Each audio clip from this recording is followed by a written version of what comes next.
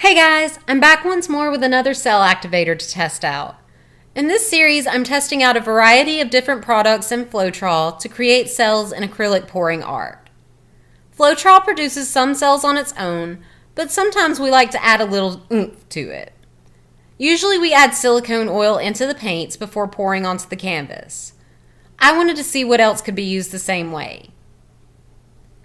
This is the fourth additive I've tested in this series so far. If you'd like to see the others, I'll leave a link in the description below. Today I'm using a product called Xink. The past few videos I've shown you products that are traditionally used in fly fishing. They're used to help flies either float on or sink in the water.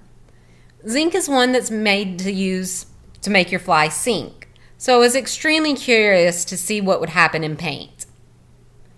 If you're just joining in, I'm using a pouring medium mixture of about 90% Floetrol and 10% GAC 800. I mix the pouring medium with acrylic paints in cadmium yellow light hue, pyrrole red, ultramarine blue, and titanium white. To keep everything consistent, I split the colors off from the large batches and then added 2 drops of additive to each color except the white. The Xink seemed to produce more of a lacing effect than actual cells. The way the yellow patch breaks up and fades across the other colors is an extremely neat effect. The Xink was the final activator in the fly fishing additive group. In the next video, I'll share what happens when we mix all 4 of them together. I had a little bit of each color left over at the end of the individual pours, so I threw them all together in one cup to see what would happen.